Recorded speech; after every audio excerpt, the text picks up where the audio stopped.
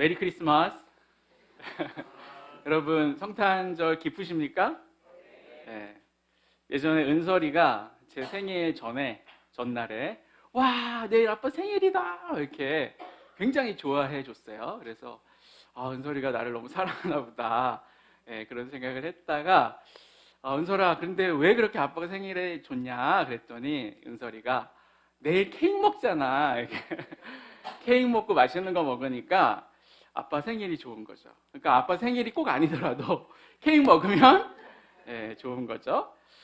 어쩌면 우리가 이 부수적인 요소들 때문에 성탄을 기뻐하고 있지 않은지도 모르겠습니다.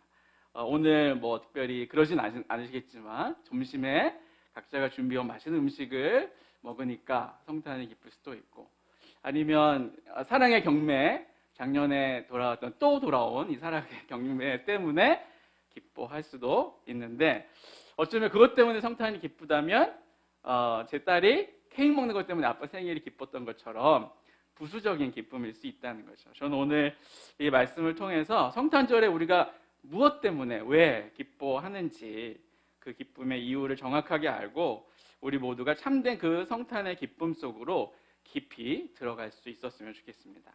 오늘 본문에 보면 누가 누구를 낳고 누가 계속 뭘 낳는데 이름은 다 지나가고 그냥 낳았나 보다, 그죠? 족보의 말씀이에요. 마태가 기록한 예수님의 족보가 있는데 크게 두 가지 특징이 있습니다.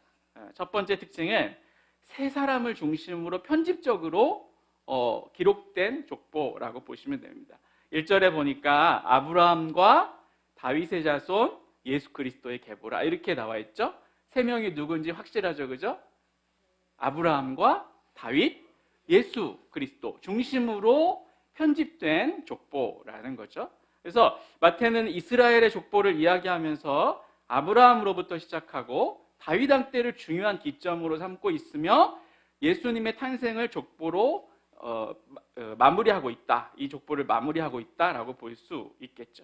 17절은 이 마태의 관점을 더 한눈에 볼 수 있습니다. 그런즉 모든 대수가 아브라함부터 다윗까지 14대요, 다윗부터 바벨론으로 이거할 때까지 14대요, 바벨론으로 이거하는부터 그리스도까지 14대더라. 그러니까 족보의 대수를 이렇게 정리하면서도 이 세 인물 중심으로 지금 정리를 하고 있는 거죠. 14대씩. 사실은 그 14대가 이스라엘의 그 사람들이 딱딱 맞춰가지고 14대씩 있는 건 아니에요. 그 중간에 생략된 사람들도 있는데 그냥 14대씩 이렇게 아브라함 또 다윗까지 14대, 다윗부터 바벨론으로 또 바벨론에서 예수님까지 14대씩 이렇게 맞추어 놨다라는 거죠.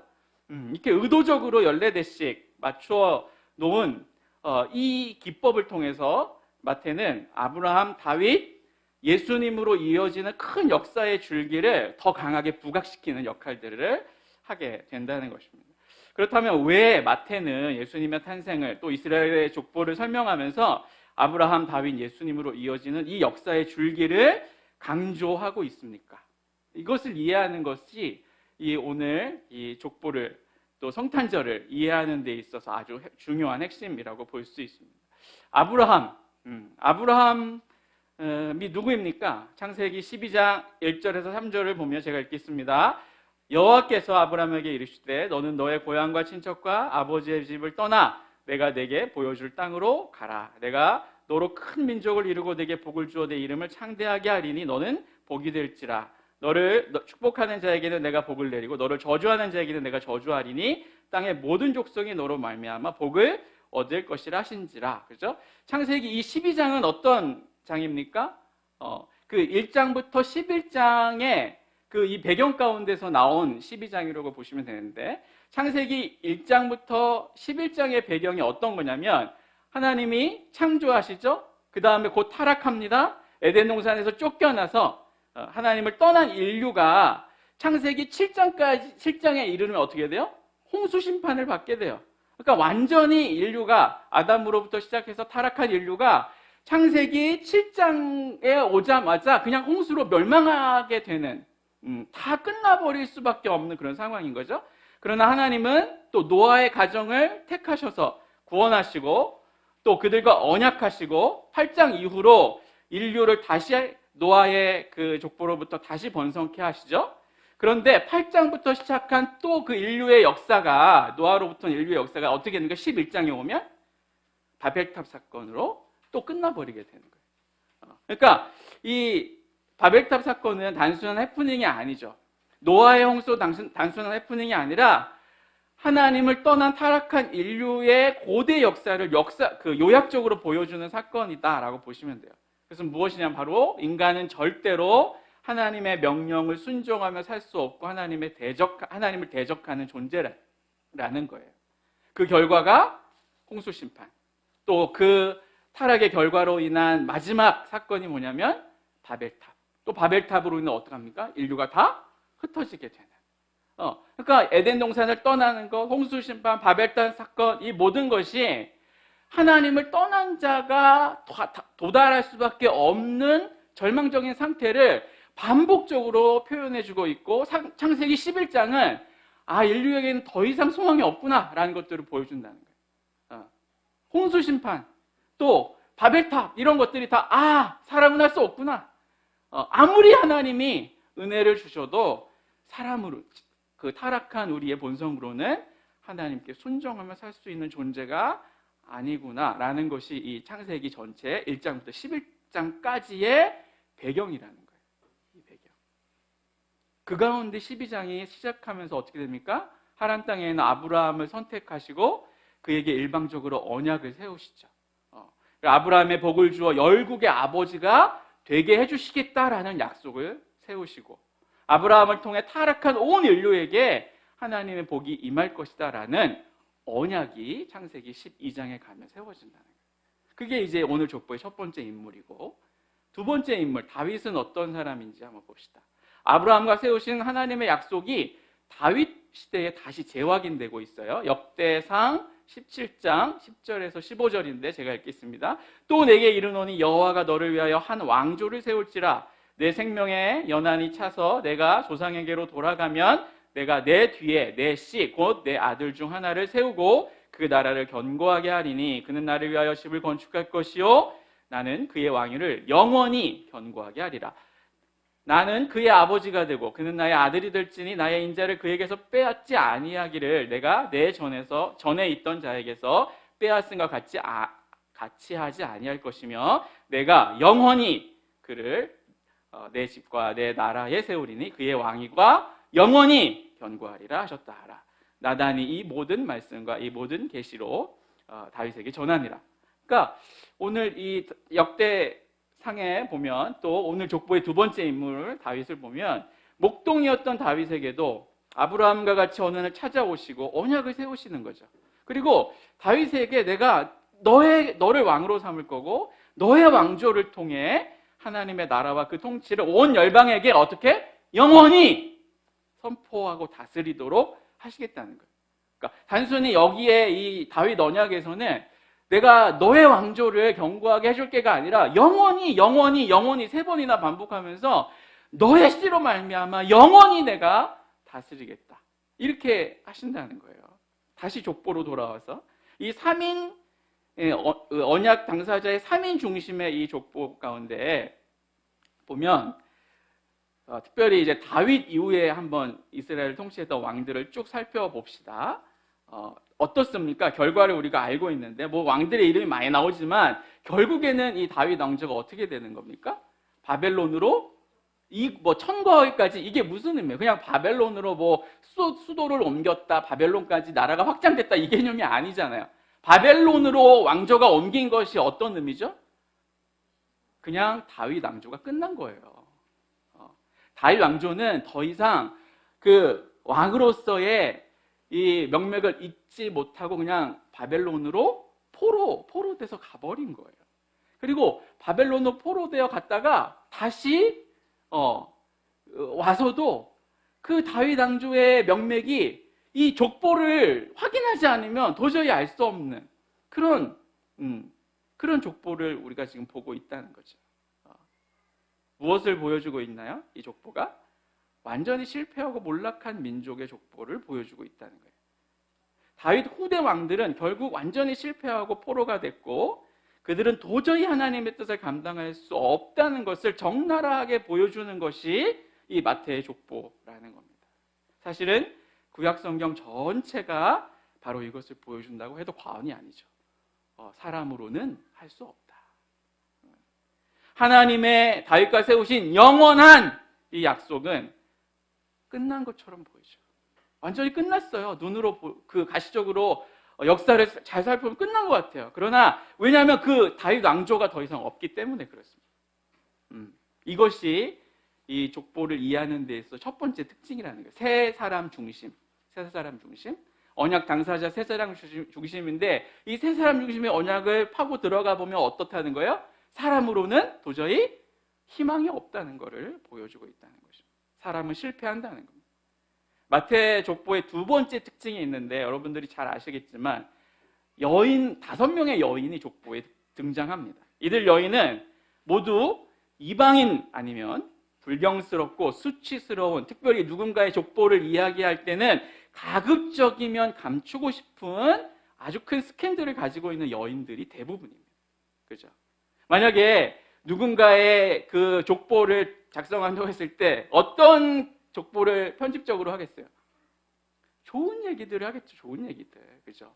아마 마태도 제가 말씀드렸잖아요. 편집적으로 한 거라고. 근데 이 편집적인 족보를 하는데 마태는 뭘 더 부각하고 있는 거예요? 5명의 여인을 더 끌어다 와요. 왕조의 몰락의 역사를 적을 뿐만 아니라 그 이스라엘의 족보 가운데 5명의 여인을 끌어오는데 그 5명의 여인 모두는 웬만하면 좀 감추고 싶은 스캔들을 가지고 있는 그런 여인들이라는 거예요. 일반적인 족보와는 다르죠. 심지어 우리아의 아내는 밧세바죠. 밧세바는 이름도 사실은 잘 등장하지 않을 정도. 우리아의 아내를 먼저 부각해요. 우리아의 아내를. 다말은 어떤 사람입니까? 첫 번째, 시아버지와 불륜을 일으킨 페륜녀였어요. 자기 남편이 죽었으니까 그 대를 잇기 위해서 아버지를 꼬셔가지고 변장해서 불륜을 일으킨 페륜녀였고, 여리고성의 라합도 창기였다고 기록되어 있고요. 룻은 모압의 과부였어요. 모압은 어떤 나라입니까? 모압 족속은 하나님이 공식적으로 구원의 반열에 들어올 수 없다고 선포한 민족이 모압 족속이었어요. 모압 족속과는 상종도 하지 말아라고 하나님이 직접 명령하신 그 족속이었어요. 말씀드렸지만 밧세바는 우리아의 아내 다윗의 신복의 처였고, 어쩌면 가장 위대한 왕 다윗의 가장 치명적인 치부를 드러내는 불륜녀였습니다. 예수님의 어머니 마리아조차도 당시의 정서상으로는 어떻습니까? 혼전 임신한 미혼모였습니다. 그 이상도 그 이하도 아닌 거죠. 그러나 이 여인들은 하나같이 그들의 허물과 약점에도 불구하고 은혜를 입은 여인들이기도 했습니다. 다말은 시아버지에 대한 폐륜에도 불구하고 하나님의 구원의 무대가 될 유다의 혈통을 잇는 자손을 낳게 되고, 라합도 창기였지만 여리고성의 이방 땅의 창기였지만 정탐원자들을 숨겨주어 유다의 혈통의 정탐꾼 중 한 명인 살몬과 결혼하여 자녀를 낳습니다. 룻 또한 여호와의 회중에 들지 못하는 공식적으로 저주받은 모압 족속의 여인이었으나 시어머니와 하나님에 대한 충성으로 다윗의 증조 할머니가 되고요. 밧세바는 유대인 역사상 가장 완벽한 다윗 왕의 가장 숨기고 싶은 치명적인 오점이지만 역시 이스라엘 왕족의 혈통이 그녀가 낳은 솔로몬을 통해서 이어지게 돼요. 다윗의 처들이 많이 있었음에도 불구하고 밧세바가 낳은 솔로몬으로 이렇게 혈통이 이어지게 되죠. 이처럼 이들은 모두 하나님 나라의 축복에서 어쩌면 제외되는 것이 더 합당한 그런 자들이었음에도 불구하고 하나님으로부터 남다른 은혜를 받는, 그리스도가 오시는 통로로 사용받는 그런 여인들이 되고 있다라는 것입니다. 족보를 한번 정리해 볼게요. 이러한 마태의 족보가 주는 두 가지 시사하는 바가 무엇일까요? 마태는 이 족보를 통해서 제가 이 말씀드렸지만 하나님의 약속의 구원은 사람의 힘으로 되는 것이 아니다라는 것들을 우리 가운데 아주 가시적으로 보여주고 있다는 겁니다. 그러나 또 한 가지 보여주는 것은 인간이 실패하는 것을 하나님께서는 하신다는 것입니다. 마태는 예수님의 족보를 통해 인간의 실패와 절망에도 불구하고 하나님의 약속은 결코 실패하지 않는다는 사실을 선포하고 있는 것입니다. 여러분, 말라기가 쓰여지고 나서 마지막 구약의 말라기, 그 다음에 신약의 마태복음이 쓰여지기까지 이 400년의 지속된 이 침묵을 뚫고 신약 성경을 여는 첫 포문이 뭡니까? 첫 선포가 아브라함과 다윗의 자손 예수 그리스도의 계보라라는 것이죠. 마태는 이 족보를 가장 신약 성경의 서두에 배치함으로써 아브라함에게서 출발한 하나님의 구원의 약속이 다윗 이후의 왕들로 인해 완전히 실패와 멸망을 거치면서 그 약속이 끝난 것 같으나 약속대로 아브라함과 다윗의 후손으로 이 땅에 오신 예수님을 통해 하나님의 구원의 복이 드디어 성취되고 있음을 선포하고 있다라는 것입니다. 두 번째, 이 마태의 족보가 주는 두 번째 중요한 점은 뭐냐면 그분이 구원하지 못할 죄와 수치는 아무것도 없다는 것입니다. 특별히 오늘 여인들의 절망의 모습들을 한번 보십시오. 아담과 하와에게 이 여인들의 이 절망의 자리는 사실은 구약성경 전체의 모든 인물들이 처해 있었던 절망의 자리를 대변해주고 있는 거예요. 아담과 하와에게 임했던 절망, 또 신약성경에도 마찬가지고 수가성 여인이 가지고 있었던 절망, 삭케오가 가지고 있었던 그 절망, 현장에서 가늠하다 잡힌 여인이 가지고 있었던 그 절망, 또 세리였던 마태가 가지고 있었던 절망, 죽은 지 나흘 된 나사로가 또 그의 가족들이 가지고 있었던 이 모든 이 절망의 자리가 있는데, 하나님이 이 족보에 나와 있는 5명의 절망적인 여인들을 어떻게 바꾸십니까? 그리스도가 오는 통로로 가장 제외하고 싶은 그 족보의 이름들을, 그 여인들을 통해서 그리스도가 오는 통로로 만들어 버리시는 그런 하나님의 은혜를 우리가 보게 되는 것처럼, 하나님의 사랑의 그 넓이와 길이와 깊이와 높이가 어떠하다는 것입니까? 하나님이 포용 못할 죄인이 없다는 거예요. 하나님이 너무나 악해서 다 포용하지 못할 죄인은 없다는 것이죠. 하나님의 사랑의 길이가 어떻다는 겁니까? 영원부터 영원까지. 하나님이 이 세상을 창조하시기 이전부터, 그리고 이 세상이 다 끝나고 영원히 임할 하나님의 그 길이까지. 하나님의 사랑의 깊이는 어떻다는 겁니까? 하나님의 하나님으로부터 추적당하기 싫어서 가장 깊은 절망의 나락으로 찾아 들어가 땅에 제일 밑바닥에 처한다 할지라도 못 찾아낼 하나님의 사랑이 아니라는 거죠. 가장 깊은 절망의 자리에도 하나님의 사랑이 미친다는 것입니다. 하나님의 사랑의 높이가 어떻습니까? 단순히 죄인을 용서하는 그 평지로가 아니라 어디까지? 예수 그리스도의 보좌의 우편의 자리까지, 가장 영화롭고 높은 자리에까지 가장 낮은 죄인을 높이시는 것이 바로 어떤 거라는 거예요? 하나님의 사랑의 높이라는 것입니다. 이 마태의 족보를 통해서 우리는 그리스도가 여시는 하나님의 나라가 어떤 나라라는 것도 알 수 있습니까? 은혜의 나라라는 거예요. 은혜의 나라. 2022년 우리가 처한 절망적인 상황들을 좀 보겠습니다. 제가 최근에 뉴스 주간 조선을 보는데, 그 주간 조선 기사에 난 건데, 인터넷에 전력난이 부른 유럽의 우울한 크리스마스라는 기록이 있더라고요. 2022년 크리스마스 분위기가 사뭇 다르다. 종교 편향이나 저작권 침해 등의 이유로 예전 같은 장식이나 음악은 오래전에 사라졌다. 저는 최근에 알았는데 길거리에서 캐롤 못 트는 이유가 저작권 때문이라는 거예요. 틀면 저작권을 내야 되니까 길거리에서 캐롤이 사라진 지 오래고, 올해는 더더욱 경기 침체, 한국 같은 경우는 이태원 참사 이런 분위기까지 겹쳐져서, 그죠? 우울한 성탄절이 되어버렸다는 거예요. 파리에도 샹젤리제 거리는 우크라이나 전쟁으로 인한 에너지난 때문에 크리스마스 점등 기간을 7주에서 6주로 단축하고 시간도 새벽 2시에서 밤 11시 45분으로 앞당겼다고 합니다. 그러니까 경제적으로 어렵고 세상 곳곳이 전쟁이고 또 우울한 상황들의 연속 가운데 또 경제적으로 많이 어렵잖아요, 최근에. 또 코로나도 지나고 있고 어떻게 보면 이 크리스마스, 우리가 처한 이 절망적인 상황, 크리스마스는 가장 절망적인 상황들이 아닐까라는 생각들을 하게 됩니다. 특별히 여러분 우크라이나의 전쟁 중에 있는 사람들 한번 생각해 보십시오. 상상해 보십시오. 미얀마의 사람들, 지금도 여전히 내전 중인 그런 나라에 속한 사람들이 이 크리스마스를 대할 때는 어떨지 한번 상상을 해보십시오.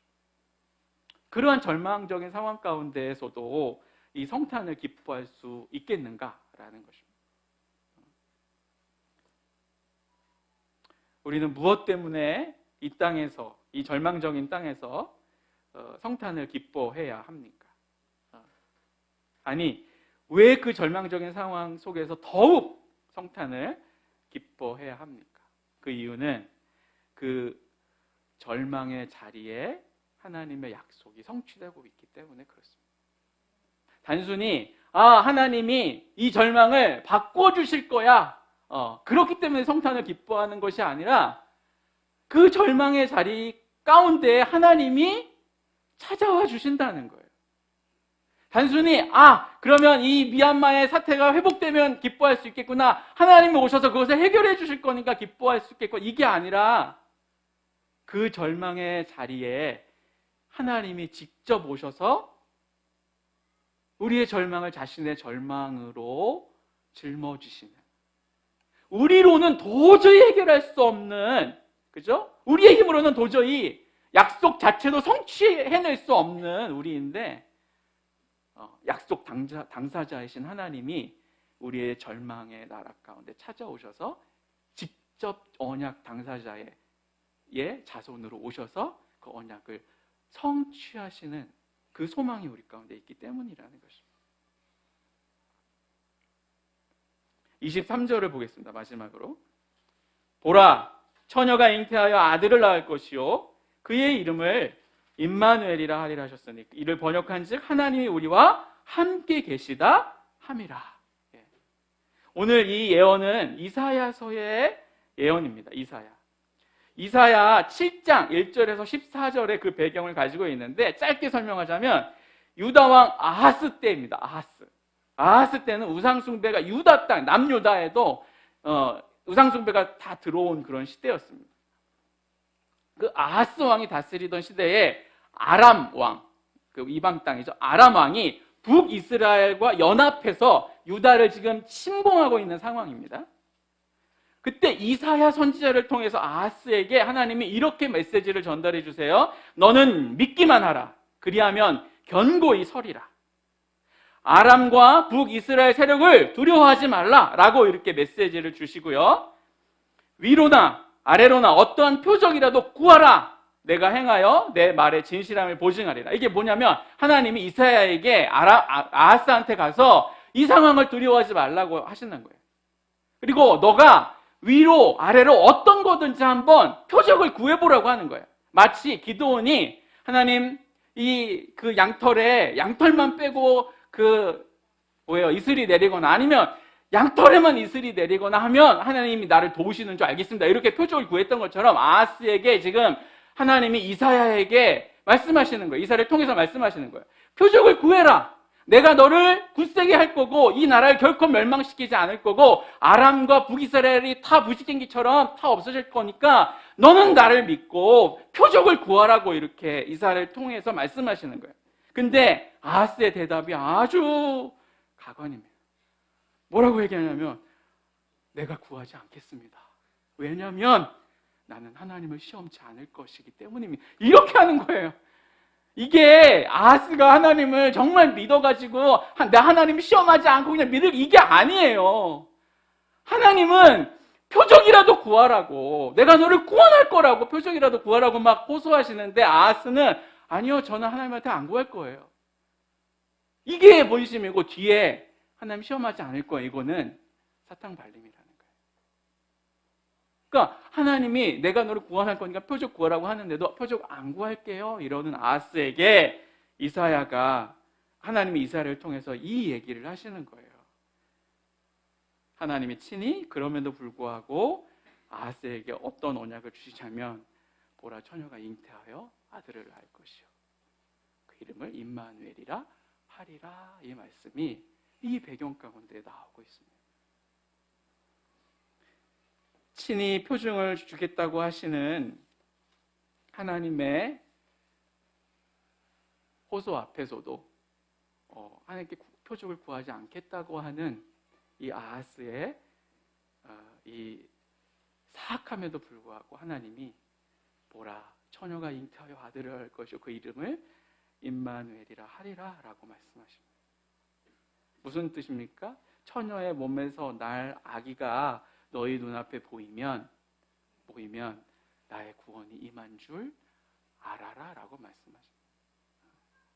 철저하게 실패하고 철저하게 하나님의 언약에 반하여 살아가는 사람으로는, 언약 백성이라고 하더라도 사람으로는 도저히 다 성취할 수 없는 이 구원의 약속을 하나님이 친히 성취하시는 것입니다. 말구유에 누인 아기 예수는 우리를 향한 하나님의 사랑을 가시적으로 보여주는 최고의 선물입니다. 그리고 이 가시적으로 하나님의 사랑을 보여주는 가시적인 최고의 선물이 또 하나 있습니다. 로마서 5장 6절 8절에 보니까 이 사랑의 확증을 다음과 같이 이야기합니다. 우리가 아직 연약할 때에 기약대로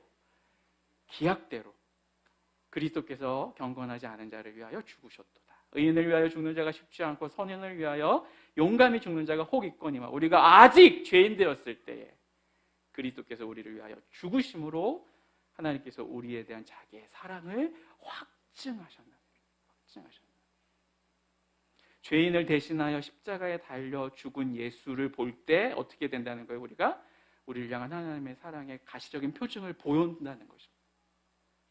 말구유에 누인 가장 연약한 자의 모습으로 오신 예수 그리스도를 볼 때 우리가 어떻게 한다는 거예요? 하나님의 우리를 향한 사랑의 가시적인 표징을 본다는 것입니다. 여러분, 때로 인생을 살아가면서 그럴 때가 있잖아요. 하나님이 날 사랑하시는 것 같지가 않아. 하나님이 날 정말 사랑하실까?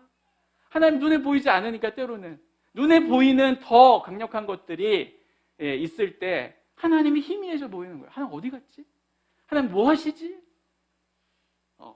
그런데 하나님이 우리에게 선물처럼 주신 증표가 있다는 거예요. 그게 뭐냐면 말구유에 누이신 예수 그리스도, 십자가에 죄인을 위하여서 십자가에 달려 죽으신 예수 그리스도를 바라볼 때 어떻게 우리가 반응할 수 있다는 거예요?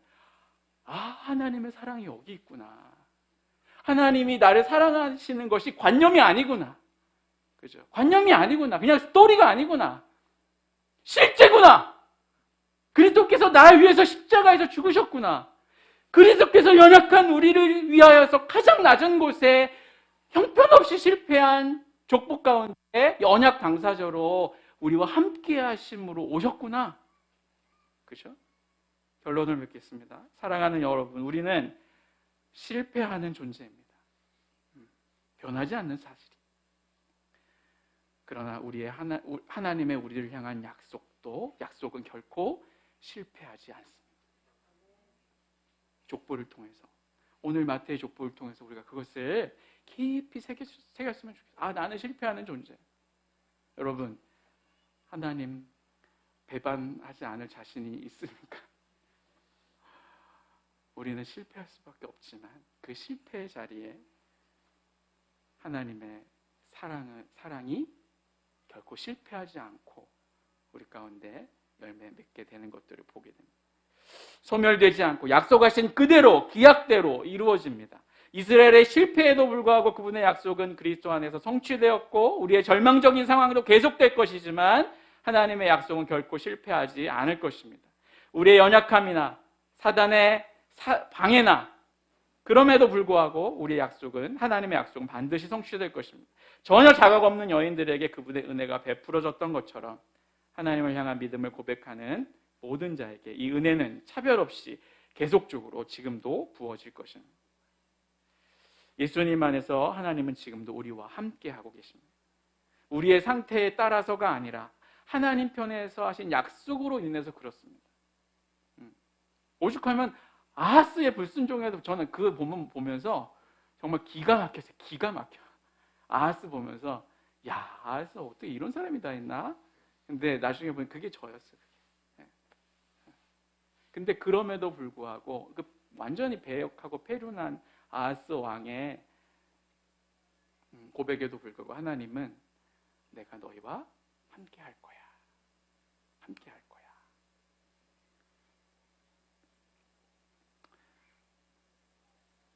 만약에 이 소망이 없다면 우리는 인간으로 태어나서 그저 그렇게 죄 지으며 살다가 죽을 수밖에 없는 허무한 인생인데, 예수님께서 언약의 성취자로 이 땅에 오심으로 우리는 더 이상 멸망할 수밖에 없는 허무한 인생이 아니라 하나님이 임하여 함께 하시는 구원의 자녀가 되는 것입니다.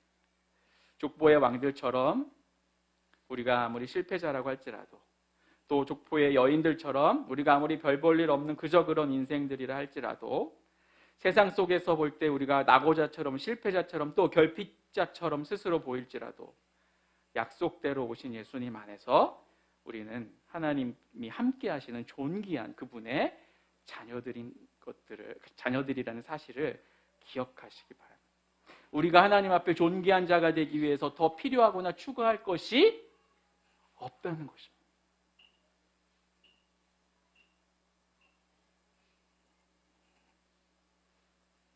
여러분, 하나님의 사랑을 확증하기 위해서 더 필요한 다른 확증은 없다는 것입니다. 하나님의 사랑을 내게 보여주십시오라고 요청할 만한 또 다른 확증이 없다는 것입니다.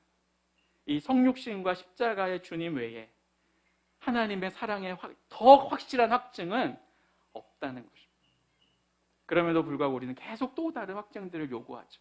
이것 말고 제가 느낄 수 있는 사랑을 주세요. 이 성탄절에 연약한 우리를 하나님의 풍성한 그 약속의 가시적 확증으로 이 땅에 오신 예수 그리스도를 통해서 이 성탄절을 기뻐하는 여러분과 제가 됐으면 좋겠습니다. 특별히 BC와 AD라는 타임라인을 우리가 살고 있잖아요, 그죠? 저는 이 하나님의 이 사랑의 확증을 늘 이렇게 어떻게 기억할 수 있을까 이렇게 고민하다가 우리가 날짜를 세잖아요, 매일. 오늘이 2022년 12월 25일. 내일은 이런다면서 2022년 12월 26일 이럴 때 2022년이 무엇을 기점으로 있는 거예요? 예수님의 이 땅에 오신 그날을 기점으로 있는 거잖아요. 하나님이 우리 가운데 풍성한 언약의 확증으로, 실패하지 않을 거라는 언약의 확증으로 주신 가시적인 표징인 예수 그리스도가 2022년 전에 이 땅 가운데 오셨다는 이 역사적인 사실을 날마다 날짜를 세면서 기억할 때 어쩌면 우리가 이 임마누엘의 은혜에 늘 들어갈 수 있는 그런 적용이 아닐까라는 생각들을 좀 하게 됐습니다. 우리의 연약함이 크게 보일 때마다 약속의 증표로 오신 예수님을 바라보시기 바랍니다. 임마누엘, 우리와 함께 하십니다. 우리의 절망의 그 자리에 하나님이